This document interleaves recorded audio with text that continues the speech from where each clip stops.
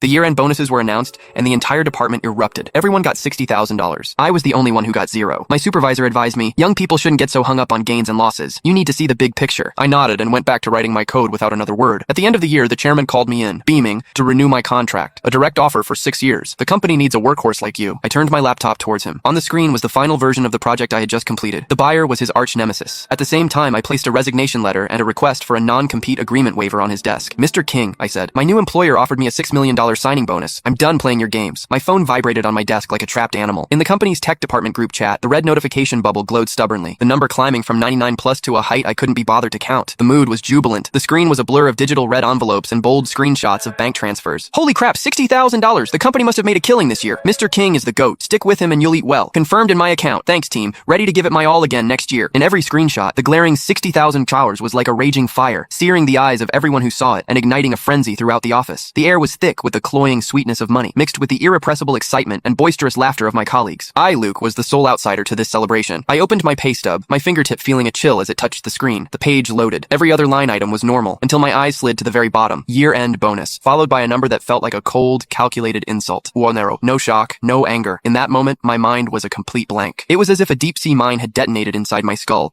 and in its wake, the world fell into a dead silence. All sound, all color, bled away. All that remained was that Nua Weiler burning itself onto my retinas like a vicious brand. Luke, my office. My supervisor, Leo Kane, stood at his door beckoning to me. He wore that familiar smile, affable yet permitting no argument. I stood up without expression, pulling back my chair and walking through the ecstatic crowd. My colleagues, who had just been cheering, now wore complicated expressions as they looked at me. Some pity, some gloating, but mostly the detached amusement of watching a drama unfolding. I didn't care. I walked into his office and closed the door, shutting out the noise. Leo pointed to the chair opposite him and poured me a glass of water himself. Luke, you saw the pay stub, right? He began, his tone as calm and steady as a therapist conducting a session. I nodded, saying nothing. I know you must be feeling like this is unfair, he continued slowly, taking a sip of his tea. But you have to understand, as a young man, you need to see the big picture. You can't just focus on short-term gains and losses. The big picture? A cold laugh echoed in my mind. Such a familiar phrase. When he made us work late into the night, he'd say, young people need to hustle to grow quickly. That's seeing the big picture. When he made us take over failing projects for free, he'd say, with great ability comes great responsibility. This is the company's trust in you. You have to have perspective. Now, with those same words, he was erasing the blood and sweat of more than 300 days and nights of my life. You are the core of Project Zenith, the soul of the operation. The company sees it, and the chairman sees it. Leo's voice was laced with a persuasive power. This, you could say, is a special test from Mr. King. He wants to see if you're just in it for the money, or if he can truly entrust the company's future to you. Pass this test. Prove your loyalty and your perspective, and your future will be limitless. He leaned forward, lowering his voice to a conspiratorial, solemn whisper. Trust me, the company will never mistreat a true contributor. I looked at him, at the face that seemed so sincere as he sold me this fantasy. I could see the calculation and contempt in his eyes. He saw me as a tech nerd he could easily manipulate, a fool who didn't understand office politics, someone who could be placated with a few empty words.